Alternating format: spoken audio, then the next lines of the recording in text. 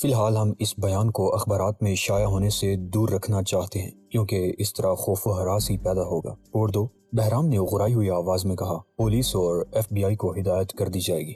Tiger نے برا سمو بناتے ہوئے اسے تفصیلات بتا دی۔ بہرام حیرت زدہ رہ گیا۔ ٹائیگر، اس کی سرسراتی ہوئی آواز سنائی دی، سنو، میری بات غور سے سنو۔ اگر یہ غیر مرئی قاتل امیر بسلامی کو قتل کرنے کا ارادہ نہیں رکھتا تب بھی قاتلوں کا ٹولہ اس سے ضرور رابطہ قائم کرے گا۔ میری ہی طرح پھر دنیا کی 4 شاطر ترین ایجنسیاں یہ پتہ چلانے کی کوشش کر رہی ہیں کہ بسلامی کا سلطان کہاں مقیم ہے۔ ان کے لیے یہ کام زیادہ مشکل نہیں ہوگا۔ ممکن ہے وہ اس غیر مرئی قاتل کی خدمات حاصل کر لیں۔ اس طرح انہیں بہت آسانی ہو جائے گی اور ہمارے ملک کو دوستوں میں شرمندہ ہونا پڑے گا۔ کیا ہم بسلامی کے سلطان کو کہیں اور نہیں بیچ سکتے؟ ٹائیگر نے برا سمو بنا کر کہا، میں نے یہ تجویز پیش کر دی ہے اور صدر کی قومی سلامتی کونسل اس پر غور کر رہی ہے، لیکن تجویز کی منظوری میں وقت لگے گا اور اگر اسی دوران بسلامی کا سلطان قتل ہو گیا تو ہم بدنام ہو جائیں گے۔ ٹائیگر اکتا چکا تھا۔ آپ اپنے کمپیوٹر سے کہیں کہ وہ غیر مرئی قاتل کا پتہ بتا دے تاکہ ہم اس کی گردن مروڑ سکیں۔ یہ کہہ کر اس نے ریسیور پٹخ دیا اور سر کے بل کھڑا ہو گیا۔ وہ یہ نہیں دیکھ سکا تھا کہ اوشان زیر لب مسکرا رہا ہے۔ اس وقت اوشان کو اس پر بہت فخر محسوس ہو رہا تھا۔ اس کی تربیت ضائع نہیں کی گئی تھی۔ جزیرہ فردوس میں پھانسی کی سزا پانے والا شہزاد اب اس کا حقیقی جانشین بن چکا تھا، لیکن اوشان کو نوگان کی بھی فکر تھی، جو بار بار جال سے بچ رہا تھا اور بار بار حملے کر رہا تھا۔ تاہم اس کیس میں اسے نوگان کے ملوث نہ ہونے کا یقین بھی تھا۔ ایلمو نئی کار اور نیا بنگلہ خریدنے کے بعد اب چین کی بنسی بجا رہا تھا، لیکن جب کبھی اسے زندگی سے اکتاہٹ محسوس ہونے لگتی تو وہ اپنا مخصوص لباس پہن کر اور کمپریسر لے کر رات کو نکل کھڑا ہوتا۔ کمپریسر دوبارہ بنانے میں اسے بڑی دشواری ہوئی تھی، تاہم اب وہ زیادہ دلچسپی امیر بسلامی کے قتل میں لے رہا تھا، جس کے لیے وہ ایک آدمی سے $1 ملین وصول کر چکا تھا۔ اسے یہ بات اچھی طرح معلوم تھی کہ اگر وہ قتل نہ بھی کرے تب بھی رقم اس کے پاس ہے اور وہ مغربی یورپ یا سوئٹزرلینڈ جا کر عمر بھر سکون کی زندگی گزار سکتا ہے، مگر قتل تو اب اس کے شوق بنتے جا رہے تھے۔ اخبارات کے روزانہ مطالعے سے اسے امیر بسلامی سے متعلق معلومات حاصل ہو چکی تھی۔ اسے علم تھا کہ حکومت نے امیر کو پناہ دے رکھی ہے اور ظاہر ہے کہ اس کی زبردست حفاظت کی جا رہی ہوگی، لیکن امیر بسلامی کا پتہ چلانے کی کوشش کے دوران 2 قتل بطور شوق کرنا چاہتا تھا۔ سوال یہ تھا کہ کس کو قتل کیا جائے۔ ایک روز اس نے بہت سوچ سمجھ کر اخبار میں اشتہار دیا، دشمنوں سے نجات حاصل کیجیے۔ مشرق سے ایک انتہائی پہنچے ہوئے عامل کا دعویٰ ہے کہ وہ محبت کو نفرت میں، نفرت کو محبت میں، دوستی کو دشمنی میں اور دشمنی کو دوستی میں بدل سکتا ہے۔ دشمنوں سے نجات دلانا اس کے بائیں ہاتھ کا کھیل ہے۔ وقت ضائع نہ کیجیے، فوراً رابطہ قائم کریں۔ اس اشتہار پر اس نے پتے کی بجائے پوسٹ باکس نمبر لکھا تھا اور اسے یقین کامل تھا کہ سمجھنے والے فوراً اسے رابطہ قائم کر لیں گے، لیکن ایسا نہیں ہوا۔ 1 ہفتے بعد اسے ایک بسلامی کے قتل کا علم ہوا، جس کا گولیوں سے چھلنی جسم ساحلی علاقے میں ملا تھا۔ ایلمو غصے سے بل کھانے لگا۔ لاش کی تصویر دیکھ کر اسے متلی ہونے لگی۔ یہ ظلم ہے، کیا 1 گولی کافی نہیں تھی؟ اس نے اپنے آپ سے کہا اور پھر خبر پڑھنے لگا۔ دارالحکومت کے ساحلی کیسینو کے قریب ایک بسلامی شاپور کی گولیوں سے چھلنی لاش ملی ہے۔ قاتلوں نے سب مشین گن کا پورا برسٹ مقتول کے جسم پر مارا۔ اطلاعات کے مطابق شاپور سلطان بسلامی کے ان خصوصی ساتھیوں میں سے ایک تھا جنہوں نے انقلاب کو کچلنے کے لیے قصر آباد جیل میں خصوصی اذیتی سیل بنائے تھے اور شاپور کے حکم پر ان گنت افراد کو فائرنگ اسکواڈ کے حوالے کر دیا گیا تھا۔ سیکیورٹی کے ذرائع کا کہنا ہے کہ شاپور کی موت کے ذمہ دار وہی لوگ ہیں جن سے سلطان کو بھی خطرہ لاحق ہے۔ دت تیرے کی! ایلمو نے اخبار ایک طرف پھینکتے ہوئے کہا، کیسے جاہل ہیں اخبار والے بھی، قاتلوں کا پتہ بھی نہیں چلا سکے۔ Little father! ٹائیگر نے ٹی وی آف کرتے ہوئے کہا۔ وہ بہت دیر سے اوشان کی توجہ اپنی طرف مبذول کرانے کی کوشش کر رہا تھا، مگر ٹی وی پروگرام کی وجہ سے اسے مسلسل ناکامی ہو رہی تھی، لہٰذا اس نے ٹی وی آف کرنا ہی مناسب سمجھا۔ کیا بےہودگی ہے! اوشان نے، جس کو پروگرام میں نہیں ٹائیگر کی جھنجھلاہٹ سے لطف محسوس ہو رہا تھا، مصنوعی غصے سے کہا، بےہودگی یہ ہے کہ سلطان نواز بسلامیوں کا قتل شروع ہو چکا ہے۔ مکافات عمل فرزند! اوشان نے کسی غیر مرئی نکتے کو گھورتے ہوئے کہا، لیکن بہرام پیچو تاب کھا رہا ہے۔ اس کا کہنا ہے کہ قاتلوں کا کوئی جاں فروش دستہ ملک میں داخل ہو چکا ہے۔ اس نے اتنی صفائی سے شاپور کو قتل کیا ہے کہ شاپور کے محافظوں کو خراش تک نہیں آئی، حالانکہ شاپور ساحل پر محافظوں کے جرمٹ میں چل رہا تھا۔ قاتل کتنے تھے؟ جائے واردات سے صرف ایک شخص کو فرار ہوتے دیکھا گیا ہے اور اسے پکڑا نہیں جا سکا۔ کیوں؟ کیا محافظ کہتے تھے؟ نہیں، لیکن ان میں آپ اور میں شامل نہیں تھے۔ کمرے میں بطخ جیسی آواز گونجنے لگی۔ اوشان نے اس جملے سے بہت لطف اٹھایا تھا۔ اب کس کی باری ہے؟ بہرام کا کہنا ہے کہ قاتل فی الوقت ان لوگوں کو نشانہ بنانا چاہتے ہیں جو سرکاری پہرے میں نہیں۔ ویسے میرا خیال ہے کہ وہ شہزادی کو بھی ٹھکانے لگانا چاہتے ہوں گے، اسی عورت کو جس کے ساتھ تم لان میں ٹہل رہے تھے۔ اوشان نے برا سا منہ بنا کر کہا، اس عورت کو جو تمہارے نزدیک مشکوکی ہے؟ ہاں، میرا خیال ہے کہ مجھے شہزادی سارا سے پھر ملنا پڑے گا تاکہ کوئی کلیو تو ہاتھ لگے۔ قاتل کا حلیہ مل چکا ہے اور FBI کی لیبارٹری نے اس کا اسکیچ بنا دیا ہے۔ یہ رہا اسکیچ۔ اوشان دیر تک اسکیچ دیکھتا رہا اور پھر اس نے ٹائیگر کی آنکھوں میں آنکھیں ڈال کر پوچھا، کچھ سمجھے؟ صرف اتنا کہ اس کی آنکھوں میں شرافت کے ساتھ درندگی بھی ہے، مضبوط اعصاب کا مالک ہے، مقامی نہیں اسلامی ہے، اور اس کی پیشانی مجھے پھٹی ہوئی نظر آ رہی ہے۔ ٹائیگر، اوشان نے سرسراتے ہوئے لہجے میں کہا، تم غلطی پر ہو، میری آنکھیں اس کی پیشانی نہیں بلکہ کنپٹی ٹوٹی ہوئی دیکھ رہی ہے۔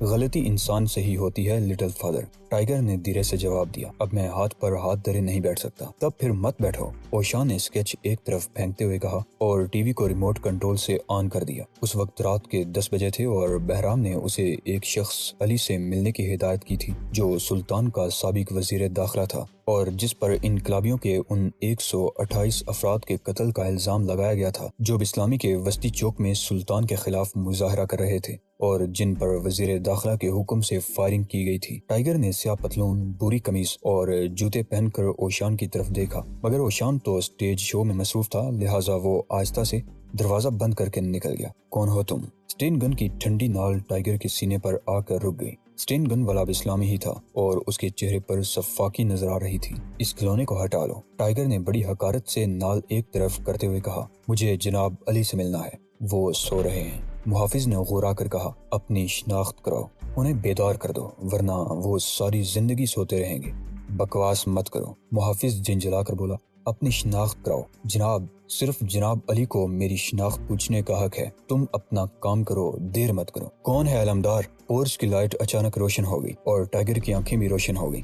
پورچ میں 30-35 سالہ ایک عورت شب خوابی کے لباس میں کھڑی تھی۔ اس کا چہرہ میک اپ سے بے نیاز تھا لیکن وہ اسلامی حسن کا نمونہ تھی۔ اس کے دونوں ہاتھ گاؤن کی جیبوں میں تھے اور ٹائیگر کو یقین تھا کہ ان جیبوں میں پستول موجود ہیں۔ میں جناب علی سے ملنا چاہتا ہوں۔ ٹائیگر کے چہرے پر وہی مسکراہٹ ناچنے لگی جو پتھر دل عورتوں کو بھی موم بنا دیا کرتی تھی۔ عورت ٹکر ٹکر اس کی طرف دیکھنے لگی، پھر طویل سانس لے کر بولی، وہ آرام کر رہے ہیں، میں ان کی بیوی ہوں، اگر فی الحال تو مجھے انہی سے ملنا ہے محترم خاتون۔ ٹائیگر نے جان بوجھ کر فی الحال کا لفظ استعمال کیا تھا، میں ایوان صدر سے آیا ہوں۔ اوہ، عورت سحر زدہ انداز میں اس کے قریب آ گئی، اس کی آنکھوں میں سرخ ڈورے سے نظر آ رہے تھے۔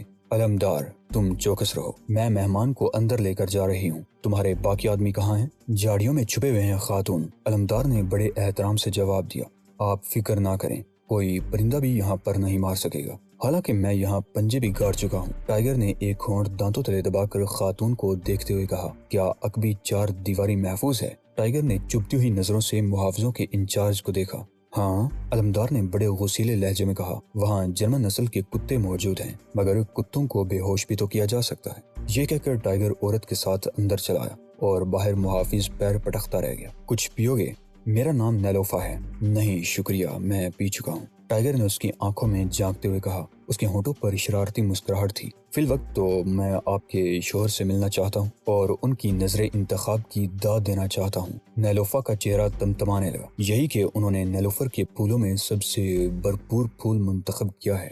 اوہ، تمہارا نام کیا ہے؟ نیلوفر کے بالائی ہونٹ پر پسینے کی بوندیں لرزنے لگی۔ شہزاد، کیا علی سے ملاقات کے بعد مجھ سے گفتگو کے لیے وقت نکال سکو گے؟ یہ حالات پر منحصر ہے نیلوفر، وہ بے تکلفی سے بولا، لیکن آپ سے گفتگو کرنے میں ہی مجھے زندگی کی مسرتوں کا ادراک ہوگا۔ وہ چپ ہو گئی، شاید اپنے ڈولتے خیالات پر بند باندھ رہی تھی۔ اس نے کمرے میں جا کر کسی سے کچھ کہا اور فوراً واپس آ گئی۔ وہ تم سے خوابگاہ ہی میں ملنا چاہتے ہیں، لیکن سنو، ان سے زیادہ گفتگو نہ کرنا۔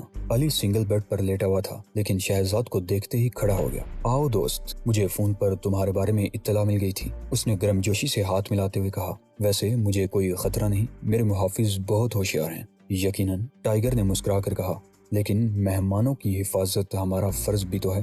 مجھے بتایا گیا ہے کہ تم رات کو یہیں رہو گے، اگر آپ اجازت دیں تو میں تمہارے لیے برابر والا کمرہ خالی کرا دیتا ہوں، میری بیوی بالائی منزل پر سو جائے گی۔ ارے نہیں، اس کی فکر نہ کریں، میں اسی کرسی پر بیٹھا رہوں گا، رات کو مجھے نیند نہیں آتی۔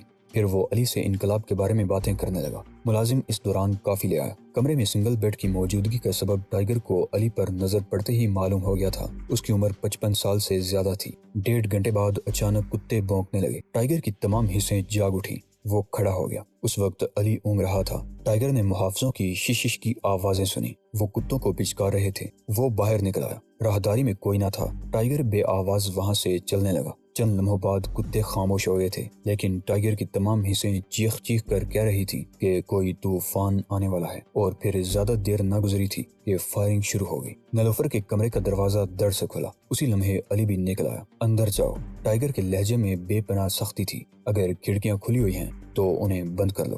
اس وقت تک باہر مت آنا جب تک میں نہ کہوں۔ وہ دونوں کانپتے ہوئے اندر چلے گئے، مگر اس بار نیلوفر علی کے ساتھ اس کے کمرے میں گئی تھی۔ ٹائیگر کو اندازہ تھا کہ اصل حملہ کس طرف سے ہوگا۔ اس کی چھٹی حس بتا رہی تھی کہ فائرنگ محض محافظوں کو الجھانے کے لیے کی جا رہی ہے۔ وہ تن کر کھڑا ہو گیا۔ پھر اچانک فیوز اڑ گیا۔ ٹائیگر کے چہرے پر شفاقانہ مسکراہٹ ناچنے لگی۔ اس کی نظریں کھلی کھڑکی پر جمی رہیں اور پھر وہ دیوار سے لگ کر کھڑا ہو گیا۔ چند لمحوں بعد ہی ایک سیاہ پوش کی گردن نظر آئی۔ وہ اندر جھانک رہا تھا۔ راستہ صاف پا کر اس نے پہلے اسٹین گن اندر پھینکی اور پھر خود بھی اندر کودا، مگر اسی لمحے ٹائیگر نے اسے پکڑ لیا۔ وہ شخص سانپ کی طرح پھنکارا۔ اس نے تل ملا کر ٹائیگر کے پیٹ میں کوہنی ماری، مگر ٹائیگر اس وار کے لیے تیار تھا۔ اس نے پیٹ کے عضلات سخت کر لیے اور حملہ کو ایسا لگا جیسے اس کی کوہنی کسی دیوار سے ٹکرا گئی ہو۔ تاہم وہ بھی غضب کا آدمی تھا۔ وہ مچھلی کی طرح پھسل کر اسٹین گن کی طرف لپکا، مگر ٹائیگر نے ہوا میں اچھل کر اس کی کمر دبوچ لی۔ اب وہ پہلوانوں کی طرح داؤ پیچ لگا رہے تھے اور باہر سے فائرنگ کی آواز مسلسل آ رہی تھی۔ حملہ نے ٹائیگر کو دھکیلنے کی کوشش کی، لیکن وہ اپنے مقصد میں کامیاب نہیں ہو سکا۔ اس دھکے کی وجہ سے حملہ پر ٹائیگر کی گرفت اور مضبوط ہو گئی۔ وہ تڑپنے لگا۔ ایسا لگ رہا تھا جیسے مچھلی پانی کے باہر آ گئی ہو۔ حملہ نے آخری کوشش کی۔ اس نے دونوں پیر ٹائیگر کے پیروں پر مارے اور اس بار وہ اس کی گرفت سے نکل گیا۔ غالباً اس نے احساس کر لیا تھا کہ اسے اسٹین گن اٹھانے کا موقع نہیں ملے گا، لہٰذا اس نے کراٹے کے داؤ استعمال کرنے کا فیصلہ کیا۔ اس کی کھڑی ہتھیلی ٹائیگر کے بازو کی طرف تلوار کی طرح آئی، مگر اس وار کو ٹائیگر نے کلائی پر روک کر الٹی کلابازی کھائی اور پھر اس کے دونوں پیر حملہ کے سینے پر پڑے۔ وہ اوندا گرا، مگر بڑی پھرتی سے اٹھ کر دوبارہ حملہ کرنے لگا۔ اس مرتبہ اس نے بھی فلائنگ کک مارنے کی کوشش کی تھی، تاہم ٹائیگر نے اس کے دونوں پیر فضا ہی میں پکڑ لیے اور اسے کسی کھلونے کی طرح گھمانے لگا۔ اب حملہ کی چیخیں نکل رہی تھی۔ وہ اپنی زبان میں چلا چلا کر کچھ کہہ رہا تھا۔ ٹائیگر نے اسے 4-5 مرتبہ گھما کر دیوار پر دے مارا اور زوردار آواز کے ساتھ ہی دلخراش چیخ بلند ہوئی اور حملہ ساکت ہو گیا، مگر اب اس کی چیخیں سن کر اس کے ساتھی کھڑکی پر فائرنگ کرنے لگے تھے۔ ٹائیگر نے اسٹین گن اٹھا کر ایک برس دے مارا۔ باہر کئی چیخیں بلند ہوئیں۔ پھر مانی پولیس کاروں کے سائرن گونجنے لگے اور فائرنگ اچانک ختم ہو گئی۔ ٹائیگر نے اسٹین گن پھینک کر نقاب پوش کو دیکھا، پھر شاید کسی نے فیوز لگا دیا اور عمارت روشن ہو گئی۔ نقاب پوش بہت خوبصورت نوجوان تھا، اسکیچ اسی کا تھا، اور جب ٹائیگر نے اس کی کن پٹی دیکھی تو طویل سانس لے کر رہ گیا۔ کن پٹی شاید دیوار کے کونے سے ٹکرائی تھی اور اس سے خون بہہ رہا تھا۔ اسے اوشان کی بات یاد آ گئی۔ وہ سیدھا کھڑا ہو گیا۔ علی اور نیلوفر خاموشی محسوس کرتے ہی کمرے سے نکل آئے۔ انہوں نے پہلے ٹائیگر اور پھر لاش کی طرف دیکھا اور جرجری لے کر رہ گئے۔ مرنے والا جسم اور طاقت کے اعتبار سے ٹائیگر سے دگنا لگ رہا تھا۔ دوسرے لمحے راہداری باریک قدموں کی دمک سے گونجنے لگی۔ علمدار اور پولیس والے اندر داخل ہوئے اور علمدار اپنے آقا کو محفوظ دیکھ کر خوشی سے رونے لگا۔ تم کون ہو؟ ایک پولیس آفیسر نے ٹائیگر سے پوچھا، جو اب اپنے ہاتھ جاڑ رہا تھا۔ علی نے فوراً افسر کو ایک طرف لے جا کر کچھ کہا تو اس کا رویہ بدل گیا۔ علمدار، کیا ہوا؟ میرے 3 آدمی مر گئے، ان کے 2 آدمی اس شخص کے برست سے مارے گئے، باقی 4 فرار ہو گئے۔ علمدار نے اسپاٹ لہجے میں جواب دیا۔ وہ ٹائیگر سے نظریں نہیں ملا رہا تھا، جبکہ نیلوفر اس نوجوان کو والہانہ انداز میں دیکھ رہی تھی جس نے پہلے ہی نظر میں اسے گھائل کر دیا تھا۔ شکریہ شہزاد۔ علی نے اپنا لرزتا ہوا ہاتھ اس کے چوڑے کندھے پر رکھ دیا۔ اگر تم نہ ہوتے تو میرے احمق محافظوں نے میرا کام تمام کر دیا تھا، مگر آقائے علی۔ علمدار نے کچھ کہنا چاہا، مگر علی نے اپنی زبان میں جو کچھ بھی کہا وہ علمدار کو غصے یا خفت کی وجہ سے سرخ کر دینے کے لیے کافی تھا۔ وہ اپنی اسٹین گن جھکا کر ایک طرف کھڑا ہو گیا۔ افسروں نے لاش اٹھانے کا حکم دیا۔ انہیں سب سے زیادہ خوشی اس بات کی تھی کہ شاپور کے قاتل کو قتل کر دیا گیا ہے، مگر ٹائیگر بے چین تھا۔ اس شخص کی موت سے گروہ کا پتہ چلانے کی امید بھی اپنی موت آپ مر گئی تھی اور اس کے باقی ساتھی فرار ہو چکے تھے یا ان کی لاشیں باہر پڑی ہوئی تھی۔ اناڑی एल्मो ने इस वाक़े की खबर पढ़ते ही बुरा सा मुंह बनाया। पूरी फौज लेकर गया लेकिन मारा गया। मुझसे क्यों नहीं मिल लिया? उसे हर गुजरते हुए दिन के साथ ऐसे लोगों से मुलाकात की ख्वाहिश शदीद हो रही थी जो बिस्लामी के साबिक हुक्मरान के दुश्मन थे। उसे बिस्लामी के बारे में ज़्यादा मालूमात न थी, लेकिन अखबारात के जरिए इतना पता चल गया था कि बिस्लामी में बादशाहत का तख्ता उलटने वालों ने उसके अपने मुल्क के दर्जनों सफारतकारों को यरगमाल बना रखा है। उसने एक हफ्ता तक अखबारात का दिलजमी से मुताला जारी रखा, सिर्फ इस उम्मीद पर कि शायद इनकलाबियों का पता चल सके या ये इल्म हो सके कि अमीर कहाँ पनाह गुज़री है। अली और उसकी बीवी की फिक्र मत करो, बहराम ने अपनी टाई की गिरा ठीक करते हुए कहा। हमने उन्हें एक महफूज मकाम पर पहुंचा दिया है, वहाँ जहाँ किसी गैर मरई कातिल का भी वजूद ना हो। टाइगर ने ज़ेरे लब मुस्कुराते हुए पूछा, गैर मरई कातिल? बहराम ने तवील सांस लेकर कहा, अगरचे अभी तक इस्लामी केस में इसका कोई किरदार नजर नहीं आता, लेकिन मेरी छठी हिस्स कहती है कि वो कभी न कभी जरूर अहम किरदार अदा करेगा। मुमकिन है कि इनकलाबियों का उससे राब्ता हो गया हो और सिर्फ इस वजह से बात न बन सकी हो कि उन्हें अमीर का पता नहीं मालूम। शहजादी सारा के बारे में क्या ख्याल है? टाइगर ने एक आंख दबाते हुए कहा। तो बहराम एक लम्हे के लिए जीम सा गया, लेकिन दूसरे ही लम्हे उसके चेहरे पर रिवायती बरहमी छा गई। वो कल अपने भाई के पास थी, आज वापस दारुल हुकूमत पहुंच गई है और उसकी हिफाजत खुसूसी कमांडोज कर रहे हैं। इस सिलसिले में तुम्हें परेशान होने की जरूरत नहीं। और मलिका कहाँ है? बच्चों के साथ स्विट्जरलैंड में है, लेकिन जिस रोज तुम लोग सुल्तान से मिलने गए थे उसी शब वो आई थी, ताहम अब वापस चली गई है। सुल्तान को कहीं और भेजने की तजवीज़ का क्या हुआ? दोस्त मुल्कों से बातचीत जारी है। सुल्तान की यहाँ मौजूदगी बिस्लामी में हमारे सिफारतकारों के लिए मोहलक साबित हो सकती है। इंतहा पसंदों का मुतालबा यही है कि यरगमालियों के इव्ज़ सुल्तान को उनके हवाले किया जाए।